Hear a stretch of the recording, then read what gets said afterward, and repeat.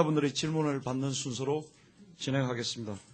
그럼 발표는 이상목 1차관님께서 해주시겠습니다. 네, 안녕하십니까. 우선 이렇게 많은 분들이 오셔가지고 감사합니다. 미래창조과학부는 2월 17일 오전 10시부터 청와대에서 방송통신위원회 합동으로 박근혜 대통령에게 2014년도 업무계획을 보고드릴 예정입니다. 이번 보고에는 지난해 미래부 정책 추진 성과와 이에 대한 평가, 올해 미래부 정책 추진의 구체적인 액션 플랜과 의지를 담고 있습니다. 다음 페이지입니다. 지난 1월 정부는 소득 4만 불, 고용률 70%, 잠재 성장률 4%를 향후 경제 정책의 목표로 설정한 바 있습니다. 미래창조과학부는 이번 업무보고에서 창조경제를 통해 2017년까지 잠재 성장률 4% 견인을 목표로 경제혁신 3개년 계획의 시발점인 2014년을 창조경제 확산 및 성과 창출 원년으로 삼아 정책적 역량을 집중할 계획입니다. 미래부는 잠재 성장률 4% 견인을 위해서 창조경제 확산, 창조경제 역동성 제고, 창조경제 기반 강화 등 3대 전략과 7개 추진 과제를 제시할 예정이고, 오늘 브리핑을 통해서 금년도 미래부가 추진할 핵심적 사항 위주로 말씀을 드리겠습니다. 3페이지입니다. 창조경제 확산을 위해서 지역 전략 산업을 발굴 육성하고 중소 중견 기업의 성장 및 글로벌 진출을 밀착 지원하는 지역 창조경제 혁신센터를 설립하겠습니다. 지역 혁신센터를 통해 지역 중소기업들은 지역 내 관계기관 및 지원사업의 통합연계 서비스로 시장 진출, 애로기술 해결 등을 위해 원스톱 지원을 받게 됩니다. 한편 지역혁신센터와 지난 1월 설립된 민관합동 창조경제 추진단 간의 연계로 대기업의 자금과 중소기업의 기술 연계 등 중앙과 지방, 대기업과 중소기업 간의 상생문화도 확산될 것으로 기대합니다. 상반기 중에 대전, 대구를 중심으로 혁신센터 운영 모델을 정립하고 하반기에는 전국으로 확산해 나갈 생각입니다. 4페이지입니다. 작년에 벤처 창업 생태계 기반을 조성하였다면 올해에는 벤처 창업과 해외 진출을 더욱 가속화하겠습니다. 먼저 관계부처 협업을 통해 크라우드 펀딩을 통한 자금 조달, 군 미필 창업가의 병역 연기 등 현장의 애로사항을 우선 해소하고 동시에 맞춤형 창업 지원도 강화하겠습니다. 청년층 창업 지원을 위해 우수한 청년 인재들이 유망 창업기업에 근무하여 경험을 쌓는 제도도 새로 도입할 예정입니다. 우리 벤처기업의 글로벌 진출을 적극 지원하겠습니다. 작년에 설립된 미래글로벌 창업지원센터를 통해 법률, 회계 서비스 제공과 투자 유치 등을 원스톱 지원하고 민간의 전문성과 자금을 활용, 아이디어 발굴, 멘토링, 투자, 해외 진출을 전주기적으로 지원하는 창업 엑셀러레이터를 육성해서 벤처기업의 해외 진출을 지원하겠습니다. 또한 우리 기업의 주요 수출 전략 시장인 동남아와 동유럽권 등의 해외 진출 현지 거점을 추가로 조성하여 벤처기업이 부족한 판로 개척 등도 지원할 계획입니다. 5페이지입니다. 2020년경 경제성장을 선도하고 양질의 일자리를 창출할 13대 미래 먹거리를 발굴 육성하겠습니다. 지난주 미래성장동력기획위원회에서는 세계시장의 선도가 가능하고 대중소기업 간 협력을 기반으로 민간 투자의 활성화가 가능한 13개 미래성장동력을 제안하였습니다. 13대 산업은 5G 이동통신, 웨어러블 디바이스, 웰니스 케어 등 우리 경제 성장 엔진이 될 9개 전략 산업과 지속성장의 기반을 조성하는 지능형 반도체, 사물인터넷 등 4대 기반 산업으로 구성되어 있습니다. 관계부처 협의를 통해 분야를 최종 확정한 후 민관 합동 창조경제 추진단을 중심으로 산업계, 학계, 연구기가 협력해서 분야별 육성 추진 계획을 상반기 중에 수립할 계획입니다.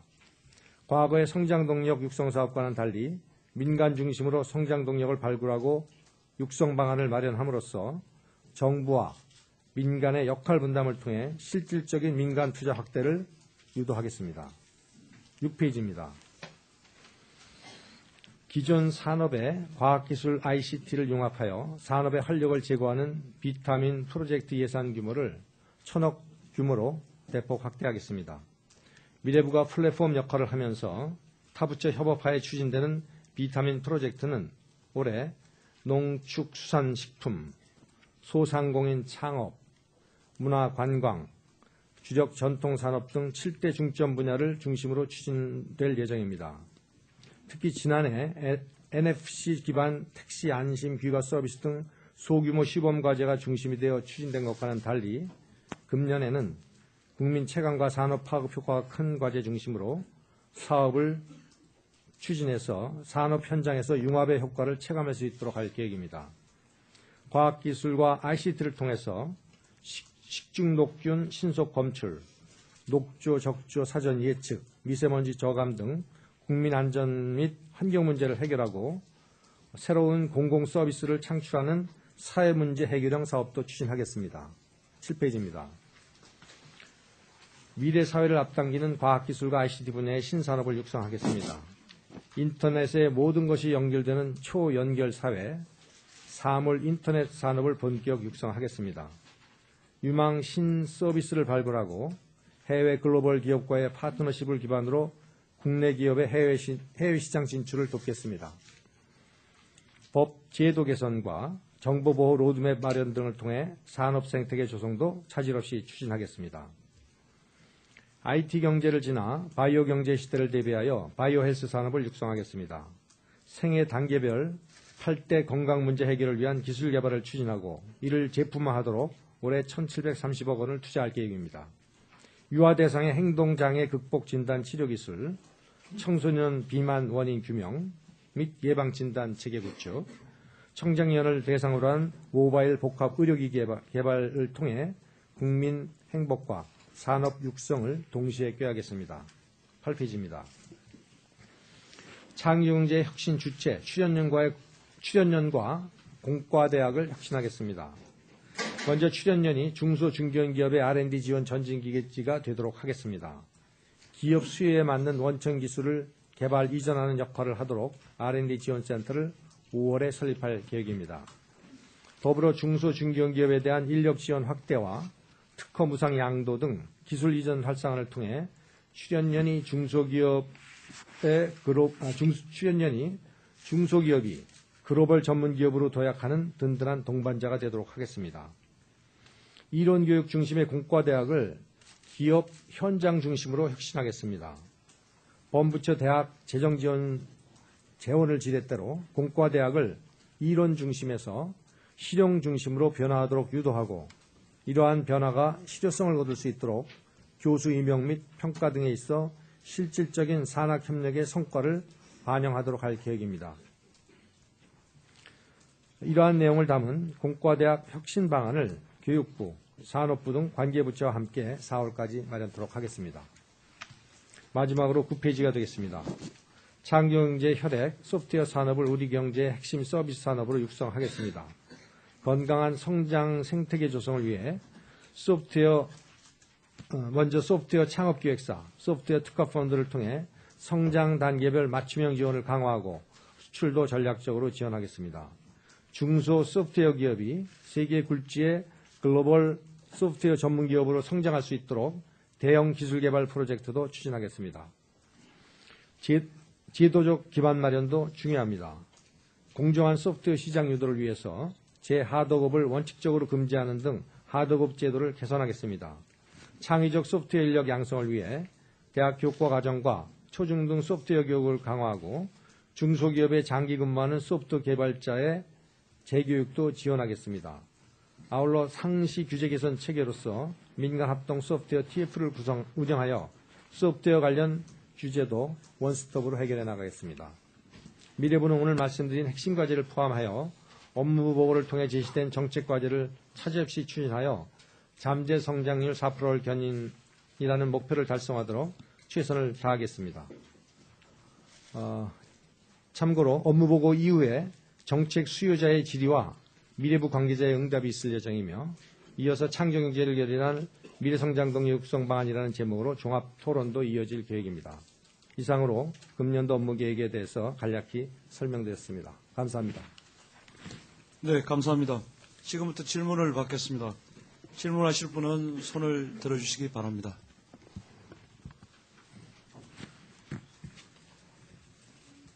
네, 저 예남뉴스 최현석 기자입니다. 아까 말씀 우수인재 유망 창업기업 근무 제도를 새로 도입한다고 하셨는데요. 그 부분은 좀 구체적으로 어떤 부분인지 좀 설명 부탁드리고요. 그리고 5월에 R&D 지원센터 설립한다고 했는데 R&D 지원센터의 기능도 좀 설명해 주십시오. 우수인재가 지금 이제 창업을 하려고 하는 학생들이 실패하는 이유가 거기에 대한 교육이 부족하다고 합니다. 그래서 사전에 벤처기업이나 창업하는 기업에 가서 일을 함으로써 경험을 하고 또 그분이 1년이나 2년 근무한 후에 돌아와서 본인이 창업을 할 수 있도록 그렇게 지원하는 제도가 되겠고요. 그다음에 아까 출연연의 R&D 지원센터 5월부터 개최한다는 것은 저희가 작년부터 중소기업 그 R&D 통합지원센터를 전국의 10개 지역으로 지금 전체적으로 만들고 있고 그것을 우리 출연연별로 중소기업 지원 기능을 전담하는 그런 센터를 구축해서 지원하겠다는 그런 내용이 되겠습니다. 네.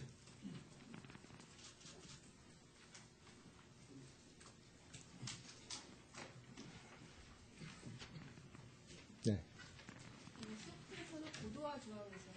마이크 좀. 예, 저 이데일리 김연아 기자입니다. 그 소프트웨어 산업 고도화 조항에서 공정한 소프트웨어 시장 환경을 위해서 재하도급을 원칙적으로 금지한다 이런 조항이 있는데요. 현재 국회에서 민주당에서 발의된 장하나 의원법하고 같은 내용을 말씀하시는 건지, 그러니까 재하도급이 원천적으로 100% 금지되는 건지 아니면 거기서 뭐 비율을 정하시는 건지 구체적으로 궁금합니다. 오늘 이쪽은 제가 조금 좀 우리 담당 국장이 좀 보고 좀 하도록 하겠습니다.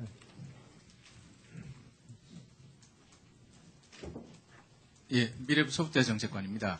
지금 말씀하신 사항은 이제 장하나 의원이 입법 발의하신 내용은 이제 의원실하고도 계속 협의를 하고 있고 또 기본적인 방향은 같은데 내용은 좀 차이가 있습니다. 이제 장하나 의원님께서 발의하신 내용 그런 방향으로 검토는 하되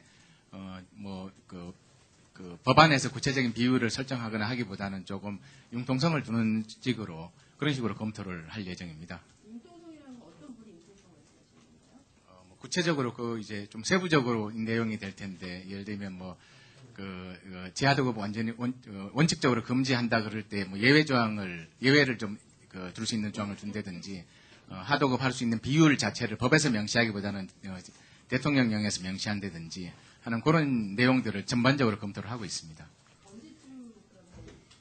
올해 내 법안 통과를 목표로 하시는 것입니까? 예, 아마 1사분기 중에 이제 지금 법안이 의원입법으로 검토가 되고 있고요.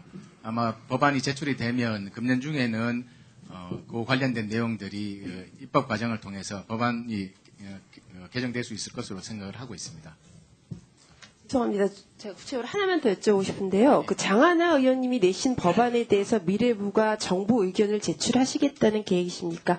아니면 별도의 그 어떤 대안을 법안 형태로 내겠다는 계획이십니까? 그 정부 법안보다는 지금 그 관련된 내용에 대해서 장하나 의원님께서 이제 벌써 법안을 내셨고 다른 의원님께서도 이제 관심 있는 의원님들이 있으시기 때문에 법안이 이제 제출될 예정으로 알고 있습니다. 그래서 법안이 제출되면 미방위에서 논의될 때 같이 검토가 될 것으로 생각을 하고 있습니다. 네, 다음 질문 받겠습니다. 네, 머니투데이 유준영 기자인데요. 그 기초산업기술연구회를 통합한다라는 거에서 2월에 이 국회 법안이 통과되지 않더라도 다른 형태의 어떤 통합된 형태의 연구회를 만들겠다는 의미인지 좀 궁금합니다. 그건 이제 법이 돼야 할 수 있기 때문에 그거는 뭐 별도로 하는 것은 불가능합니다. 다만 법이 이번에 2월에 통과될 걸로 생각하고 있고 또 그 준비는 미리 지금 하고 있습니다.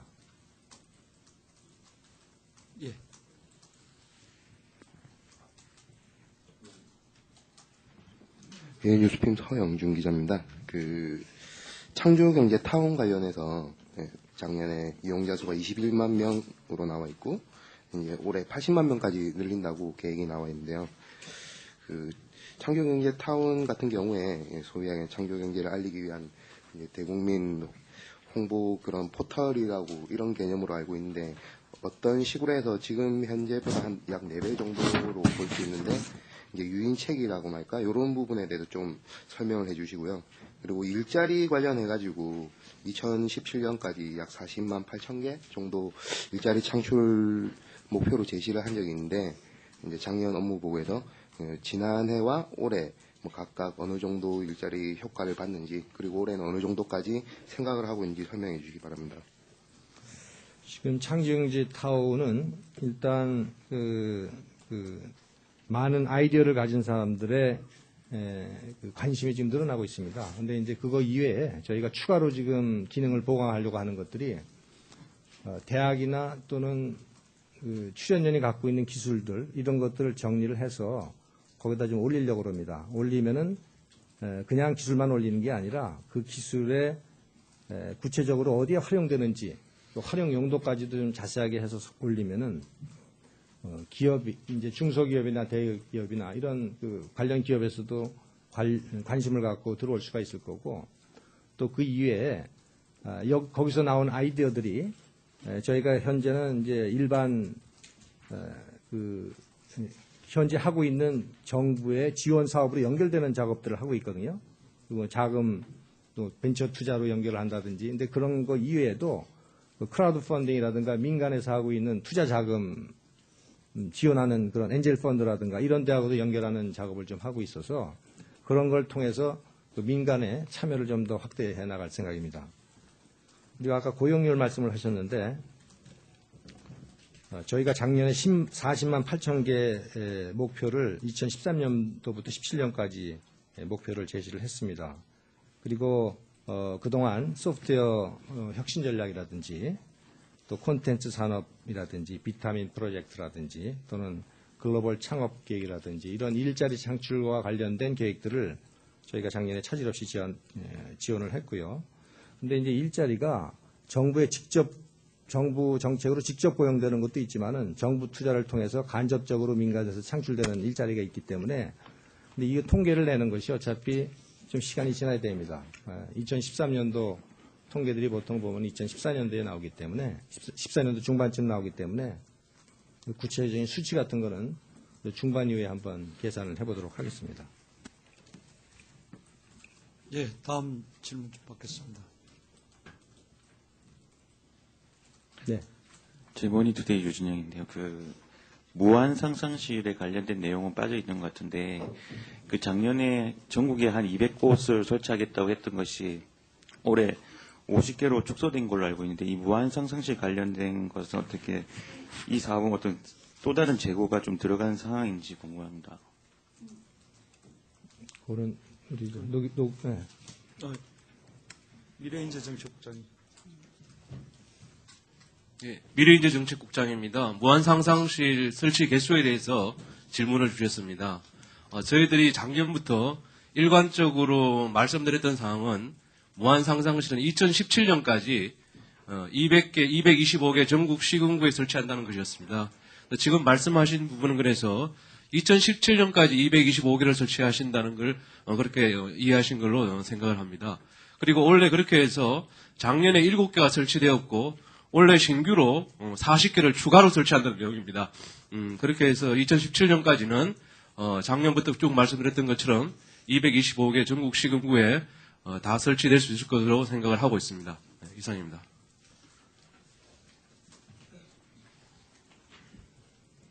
네, 마이크 이용해 주십시오. 예, 저는 이데일리 이승윤 기자입니다. 비타민 프로젝트에서 산업 파급 효과가 큰 과제를 중심으로 추진하신다고 했는데 구체적으로 어떠한 사례들이 산업 파급 효과가 큰 과제인 건지 좀 설명해 주시고 그다음에 이게 기술을 바탕으로 해서 문제 해결인데 민간의 기술을 활용해 가지고 비타민 프로젝트에 적용하는 방안도 생각하고 계신지 그것도 궁금합니다. 구체적인 사항은 좀 우리 예, 정보화 전략국장님. 정보전략국장입니다. 비타민 사업에 대해서 간단하게 설명을 드리겠습니다. 작년에 비타민 사업을 한 200억 정도 시행을 했고요. 원래 전체적으로 한 1000억 정도 규모를 확장을 해서 어떤 과학기술과 ICT가 창조경제를 활성화할 수 있는 뒷받침을 마련을 할까 합니다. 산업 창출과 관련한 분야에서는 뭐 예를 들면 지금 현재 저희들이 생각하고 있는 그런 내용에 대해서 몇 가지 소개를 시켜드리겠습니다.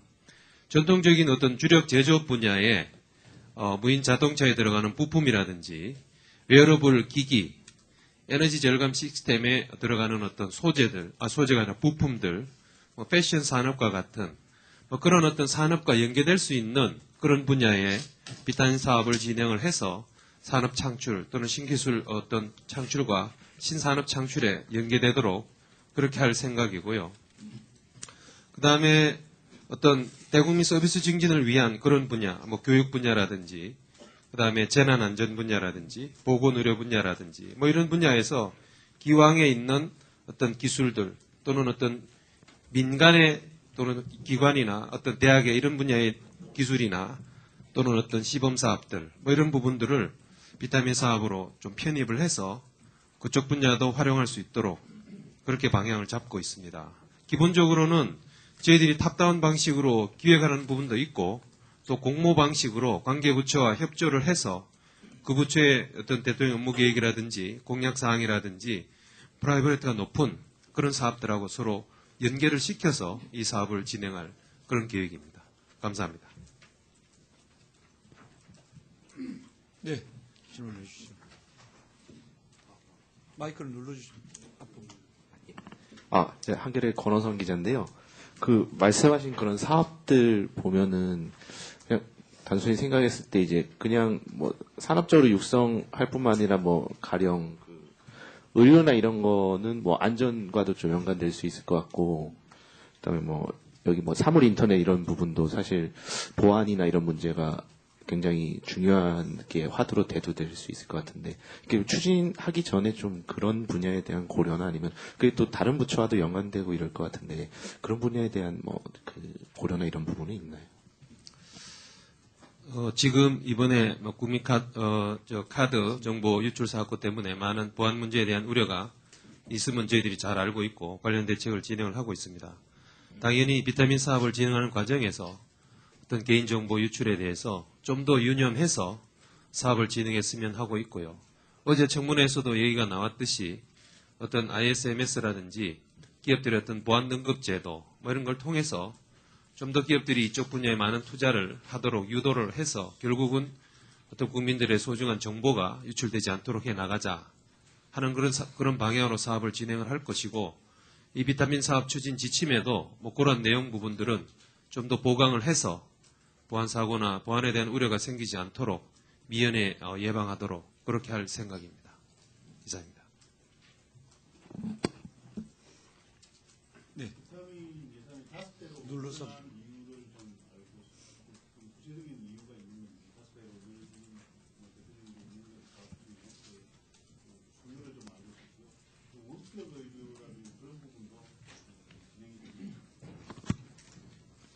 원격 의료가 진행돼요?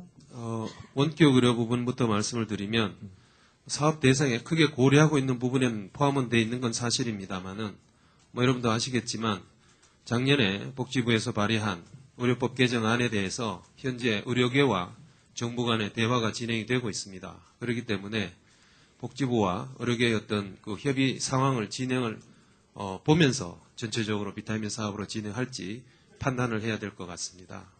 다음 두 번째로 예산 부분은 작년에는 여러분도 아시겠지만 저희들이 추경에 이 사업 편성을 못했습니다. 그렇게 해서 타 분야 R&D 사업을 끌어다가서는 뭐 그런 어려움도 겪고 했는데, 그런 어떤 어려움을 극복하기 위해서 올해 좀 더 많은 어떤 예산을 요구를 해서 그분이 인정이 돼서 예산 규모가 대폭 확대된 것입니다.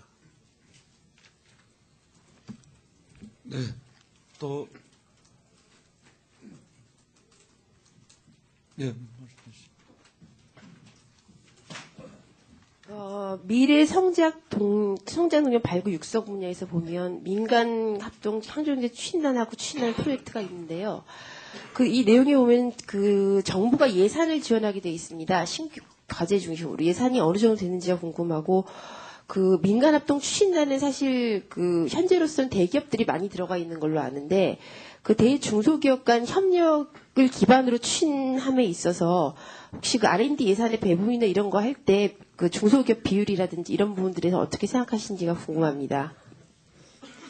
우선 성장 동력이 과거에 하던 거하고 다른 부분이 과거에는 이제 주로 대형 사업 그다음에 대기업 위주로 하다 보니까 경제 성장을 뭐 견인한다든지 이런 측면에서는 굉장히 성과가 있었지만은 중소 중견기업의 참여 이런 측면에서는 굉장히 좀 미약했습니다. 그래서 이번에 저희가 13대 그 성장 동력 사업을 기획을 하면서 가장 중점을 둔 것이 중소 중견기업이 대기업하고 함께 동반 성장할 수 있는 그런 그런 형태로 이 과제가 기획이 될 거고 기획 단계부터 그 중소기업들이 참여를 하고 있습니다.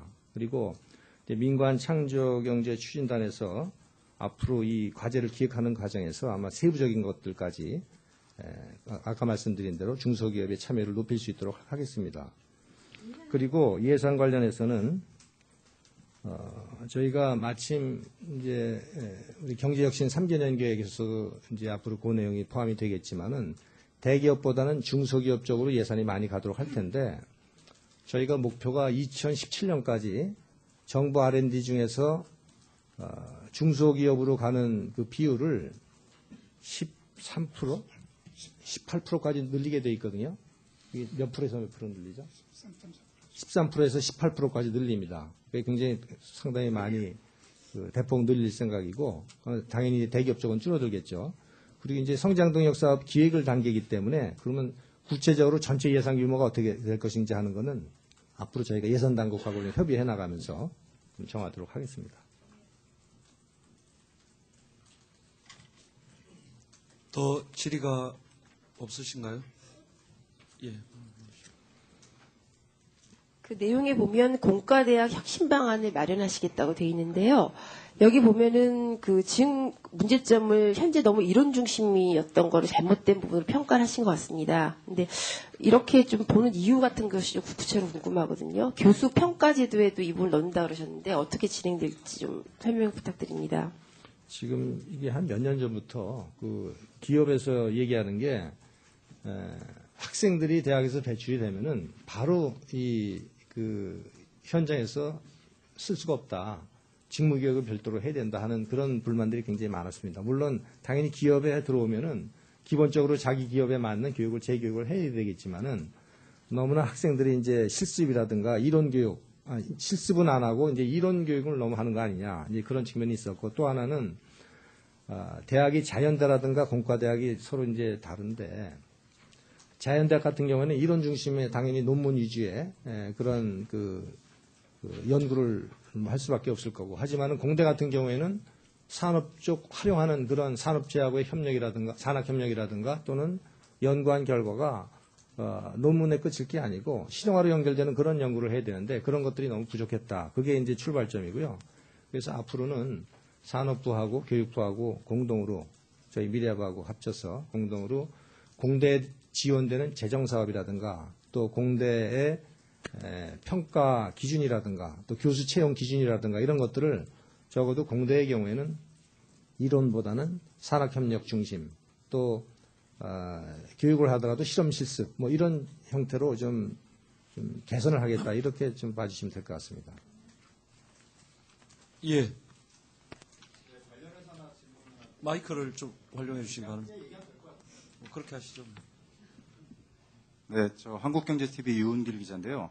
이 공대 혁신도 혁신이지만 사실 융합하고 뭐 새로운 창업 분위기를 조성하기 위해서는 일반 학과 대학생들도 좀 이런 소프트웨어 관련 교육이랄까 또 CT 관련 교육이 필요할 것 같은데 그런 어떤 정규화된 교양 과목 개설이랄까 그런 것도 같이 협의하고 계신지 그거하고 연관지어서 그 초중고 학생들 이제 맨 뒤쪽에 보면은 방과 후 학교 뭐 온라인 소프트웨어 교육 이렇게 나와 있는데 이게 특별활동 컨셉이 아니라 실제 정규 과목으로 그 교육부와 협의해서 만드실 계획은 없으신지. 그런 게 좀 배경이 필요할 것 같은데 어떻게 보시나요? 이제 아마 교육부하고 협의하고 있거든요. 그 자세한 내용은 우리 소프트웨어 담당 국장께서 좀 설명해 주시죠. 예, 미래 소프트웨어 정책관입니다. 대학의 이제 이공계를 제외하고 인문계나 이런 학생들의 이제 소프트웨어 관련된 뭐 융합 교육이나 이런 부분은 지난해부터 저희가 이제 복수전공, 부전공 부분을 좀 확대하면서 이제 뭐 그런 공부할 수 있는 제도를 좀 만들었습니다. 그래서 일부 언론에도 보도는 됐었는데 이제 서울대에서 언론 쪽에 전공하는 학생들이 소프트웨어하고 같이 해서 뭐 다른 분야 융합되는 분야에 할 수 있도록 하는 그런 제도는 이미 도입을 했고요. 그다음에 정규 교과 과정에 소프트웨어 교육을 하는 부분은 지금 교육부하고 이제 공동으로 TF를 만들어서 저희 두 부처뿐만 아니고 이제 초중등학교에 있는 선생님들이나 대학 교수님들, 업계분들 같이 해서 TF를 같이 운영을 하고 있습니다. 그래서 지금 요거는 이제 다음 교과 과정이 개편이 되면 그게 2018년부터 적용이 되는데 2015년에 교과 과정 부분이 이제 결론이 납니다. 그래서 금년도 지금 TF를 지난해 연말부터 해서 계속 운영을 하고 있고 정기적으로 만나서 어떤 식으로 반영을 해 나갈지 뭐 이런 부분을 검토를 하고 있습니다. 그거는 이제 정규 교과 과정에 반영을 하는 거고 이제 정규 교과 과정 반영되기 이전이라도 지금 학교에서 이제 학생들이 방과 후 학교나 창의적 체험 활동이나 아니면 지금 현재도 정보 과목이라고 배우는 학생들이 있습니다. 수는 그렇게 많지는 않은데 정보 과목이 학교 기준으로 한 20%, 학생 수 기준으로 한 8% 정도가 정보 과목을 배우고 있는데 그런 내용들이 이제 단순히 이제 컴퓨터를 활용하는 부분 이외에 좀 프로그래밍이나 코딩이나 좀 논리적인 사고를 배울 수 있도록 하는 그런 내용으로 지금 현재 배우고 있는 내용 교과 과정 지금 현재 배우고 있는 내용들도 교과 내용을 좀 보완하는 하는 작업들은 지금 진행되고 있습니다. 예, 감사합니다. 예, 이한선 차장님. 예, 16페이지, 요약본 16페이지에 디지털 콘텐츠 코리아 펀드 1,000억 원 올해 조성하신다고 하셨는데요. 근데 오늘 아침에 나온 보도자료, 설명회 연다는 보도자료 보면 거기 500억이라고 돼 있는데, 500억인지 1,000억인지 이거 좀 설명해 주시고요. 그 다음에 18페이지 맨 밑에 보면은, 기초연구에 대한 효율적 투자해가지고 이제 지원 비율, 그래서 중견 연구자 비율을 높인다고, 선정 비율을 높인다고 돼 있는데, 그러면 어디에서 많이 빼서 이쪽으로 이렇게 돌리는 건지, 그거 좀 설명 좀 해주십시오. 예, 소프트웨어 정책관입니다. 우선 첫 번째 질문만 제 소관이라서 답변 드리겠습니다. 디지털 콘텐츠 코리아 펀드는 정부에서 500억, 민간에서 500억 해서 1,000억으로 할 예정이고요. 정부 500억이 지난해 예산에 반영이 됐습니다. 그래서 정부 500억을 바탕으로 해서 민간의 500억을 더 같이 민간의 500억을 끌어들여서 전체적인 조성 규모는 1,000억으로 생각하시면 될 것 같습니다. 그 두 번째 질문하신 거는 저희가 기초연구비를 지속 확대를 하고 있습니다. 그래서 2017년까지 지금 현재 37%에서 40%까지 올리기 때문에 다른 데서 빼가지고 하는 게 아니라 이쪽 부분을 중점적으로 늘려나가겠다고 그렇게 이해하시면 될 것 같습니다. 아니, 제가 여쭤본 거는 이제 중견 연구자 지원 비율을 높인다 이렇게 돼 있는 부분에서 어떤 신진, 중견 뭐 이런 단계적으로 돼 있지 않습니까?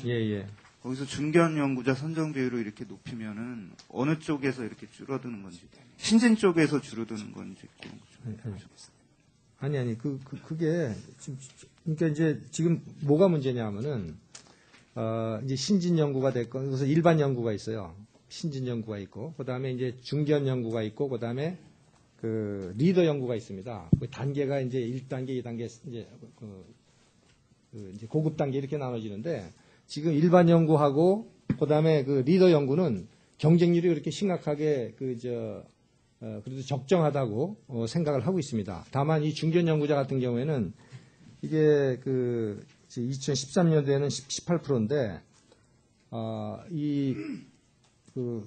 작년도 재작년도 이때 보면은 막 10%까지 떨어졌어요. 그래서 이게 굉장히 선정률이 너무 낮다. 이게 이제 문제가 됐기 때문에 이거를 지금 저희가 높이려고 하는 거고 이 높이기 위해서는 이쪽 분야에 예산을 좀 더 많이 따겠다는 얘기입니다.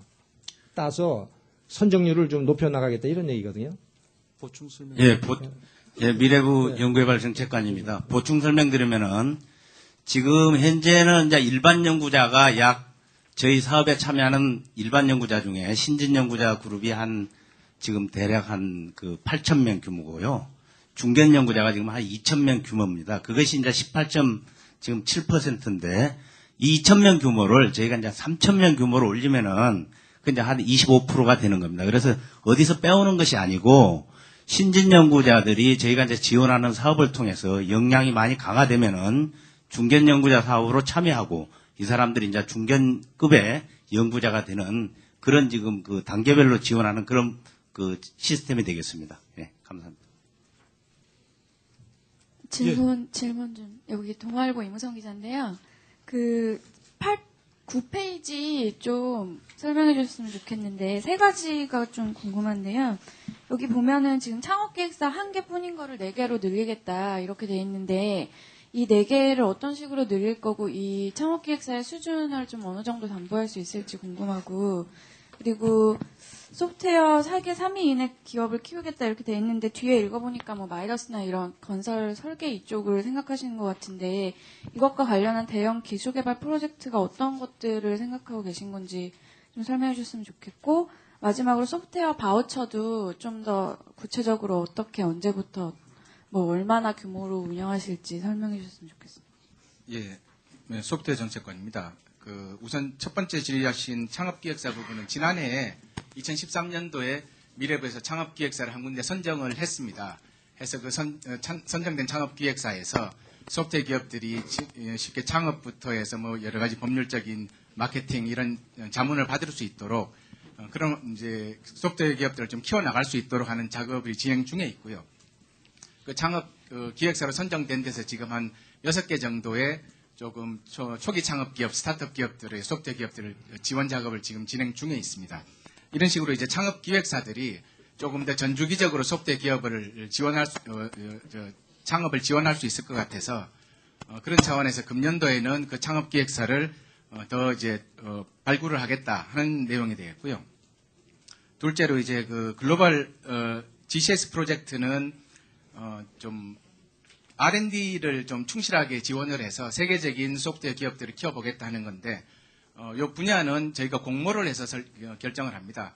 그래서 저희가 예를 들 때 보통 이제 쉽게 마이더스 IT 같은 기업 같은 경우는 건축물 구조 설계 부분에서 세계적인 기업이고 하기 때문에 그런 식으로 건축물 구조 설계나 아니면 우리 기업들이 잘하는 게 의료 정보 시스템 같은 경우도 굉장히 잘하고 있습니다. 그래서 그런 의료 정보 관련된 시스템이나 이런 식으로 해서 좀 세계적으로 기술력 있는 기업들을 키워나갈 예정인데 그 이름을 이제 저희가 GCS 프로젝트라는 글로벌 크리에이티브 소프트웨어 프로젝트라는 이름을 붙였고 요게 이제 2014년에 예산이 380억 정도, 379억 정도가 반영이 되어 있습니다. 요거는 이제 특정 분야를 미리 이제 정부에서 지정하기보다는 공모를 통해서 결정이 되고요.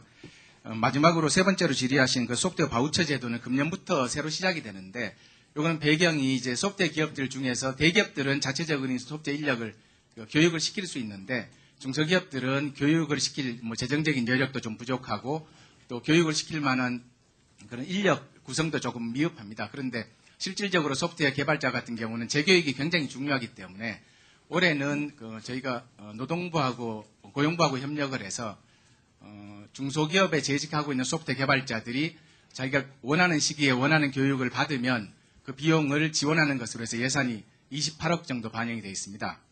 그래서 그 예산으로 1,400명 정도 예산을 지원할 예정이고 저희가 생각하기로는 1인당 200만 원 정도 의 교육 비용을 이제 지원을 해줄 수 있을 것 같습니다.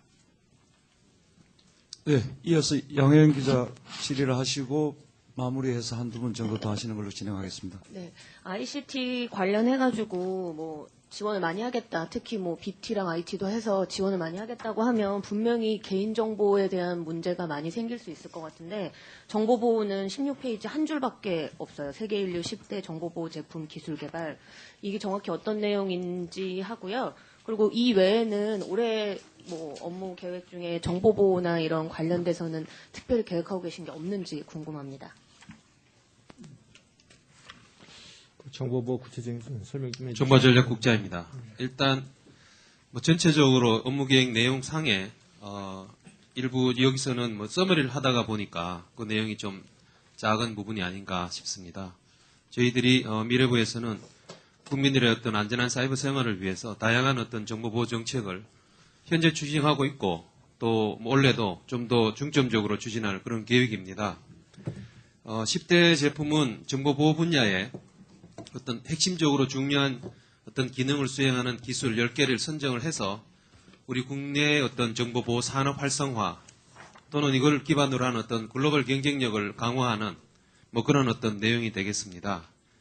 그 다음에 두 번째로 이 개인정보 보호라든지 일반적인 정보 보호 관련해서는 뭐 작년에 저희들이 종합에서 발표한 바가 있습니다만 어떤 정보 보호 관련은 어떤 우수한 전문가, 뭐 해커급 이상의 우수한 전문가 5,000명을 양성했다는 그런 계획도 있었습니다. 그 외에 아까 제가 말씀드렸던 정보보호 인증제도, 기업들이 이번에 뭐 카드 대란이 아니라 카드사 정보 유출 사고처럼 그런 기업들이 어떤 이 정보보호 인증을 받도록 해서 사전에 정보보호 취약 요인을 발견을 하고 그 발견된 어떤 취약 요인에 대한 치유, 뭐 시스템이든 어떤 외주 직원에 대한 관리 감독 강화든 개인정보 암호화든 뭐 그렇게 할 수 있는 그런 어떤 보호 인증 제도도 기업들에 대해서 좀 더 확대 적용해서 미연에 예방할 수 있도록 조치를 하고 뭐 그 이외에 어떤 사이버 대응 역량, 뭐 스팸이라든지 스미싱이 요즘 상당히 많이 들끓고 있습니다. 뭐 그런 부분에 대해서는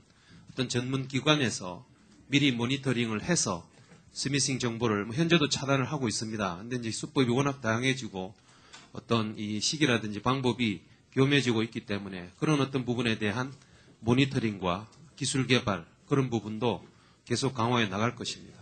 감사합니다. 정보보호 문제는 저희가 창조경제라는 큰 항목하고 그다음에 비정상의 정상화, 규제 개혁 이렇게 큰 틀로 이제 업무 계획이 잡혀 있는데 그 중에 비정상의 정상화 쪽에 큰 항목으로 잡혀 있습니다. 그렇게 이해를 해주시면 될 것 같습니다. 네, 이제 한두 분, 예.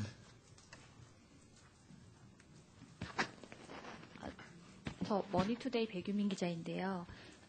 이번 업무 보고가 창조 경제에 맞춰져 있긴 한데 기본료 요금 인하 계획이라던가 가계통신비 부담 완화 관련해서 올해 계획은 무엇인 건지 궁금합니다. 설명 좀 해주시죠.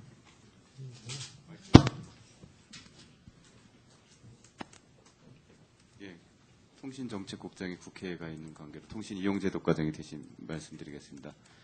가입비 관련해가지고는 저희가 15년까지 인하하겠다라는 이제 그 방침은 저희가 이미 밝힌 바 있고 금년에 이제 가입비는 50% 인하를 유도하려는 그 계획을 갖고 있습니다.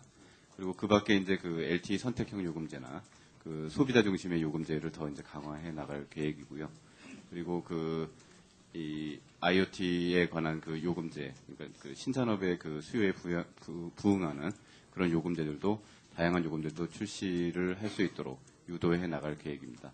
그리고 이제 장애인이나 노인분들 같은 그런 전용 요금제들도 조금 더 이렇게 수요에 부응할 수 있도록 다양화해 나갈 계획입니다. 기본료 인하 쪽은 더 생각을 안 하시나요? 기본료 같은 경우에는 사실 이제 기본 요금 체계에 들어가 있는데 그거는 저희가 이제 인위적으로 이제 저희가 얘기할 수 있는 부분은 아니라서 그거에 대해서는 지금 포함이 되어 있지는 않습니다. 가입비도 내리잖아요. 가입비는 아까 50% 인하한다는 말씀을 이제 드렸고요. 예, 지금 통신정책국장이 국회 법안소에 참석하고 있어서 그렇습니다. 대신 말씀드렸습니다. 질문이 있으시면 이제 마지막으로 한 분만 더 받고 식사를 하시면서 좀 더 진행을 하셔도 좋을 것 같습니다. 예, 최석 차장님. 글로벌 창업 엑셀러레이터를 이렇게 만든다고 했는데 지금 어떤 형태로 구성을 해서 지원을 어떻게 하는지 좀 설명 부탁드리고요.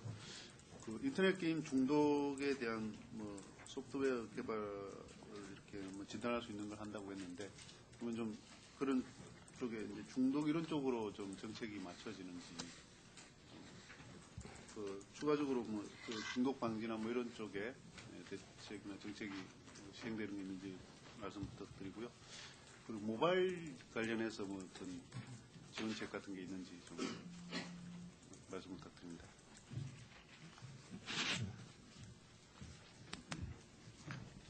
예, 정보통신융합정책관입니다. 먼저 글로벌 엑셀러레이터 관련해서 좀 말씀을 드리면, 지금 초기 창업을 해서 사업화 성공하기가 무척 어려운데, 그와 관련해서 외국에는 이런 엑셀러레이터가 미국이나 이스라엘 등에서 한 2천여 개가 이미 이제 활동을 하고 있습니다. 근데 우리나라는 지금 상당히 초기 단계고요. 약 20여 개가 있는 상황입니다. 이 엑셀러레이터의 특징은 그 아이디어가 있는 사람들의 그 우수한 아이디어를 발굴하고 또 멘토링을 해주고 특히 특징적인 것이 초기 자본 투자를 같이 합니다. 그래서 같이 사업을 운영해서 그 사업이 성공할 경우에 거기에서 이제 투자 수익을 회수하는 모델이 되기 때문에 창업률이 무척 높아지게 됩니다. 그래서 엑셀러레이터라고 이렇게 명명을 하고 있고요. 지금 올해 5개 기관 정도를 선정하고 금액은 한 20억 원이 지금 잡혀 있습니다. 그리고 한 4억 원 정도 이렇게 지원이 될 예정입니다. 상세한 내용은 지금 계획을 만들고 있고요. 이달 말 정도 그 글로벌 엑셀러레이터 육성 그 기본 계획을 만들어서 좀 발표를 할 예정입니다. 이상입니다. 아까 인터넷 게임 중독. 정보전략국장입니다. 아시겠지만 스마트폰이나 인터넷 중독 문제가 중요한 사회 문제로 지금 대두되고 있습니다. 그래서 이런 문제에 대해서 게임도 당연히 그 중에 한 부분일 것이고요. 그래서 역기능 예방을 위한 어떤 교육을 일단은 강화를 하고자 합니다. 청소년들에 대해서 사이버 윤리나 인성 교육을 한 20만 명, 그다음에 학부모들도 학부모 아카데미를 열어서 한 10만 명 정도, 교육부나 지자체와 같이 협조를 해서 온라인, 오프라인 교육을 병행했으면 싶고요. 그다음에 스마트폰이나 이런 중독 문제에 대해서 시범학교들을 교육부나 교육청과 협조를 해서 윤리시범학교 10개교, 정보윤리학교도 한 150개교를 만들어서 좀 더 게임이라든지 인터넷 또는 스마트폰 중독에 대해서 위험과 그다음에 그 중독이 된 사람들 또는 그런 어떤 가능성이 높은 그런 부분에 대해서 진단 툴과 그다음에 중독 대신 다른 활동을 통해서 이겨나갈 수 있는 그런 교육을 강화할 계획입니다. 그 외에 학습 지도서라든지 그다음에 직무 연수 과정 등 교사나 교육 쪽에 계신 분들에 대해서도 지원 역할을 해서 중독이나 이런 부분들이 좀 더 완화되고 또 해소될 수 있도록 노력해 나가겠습니다.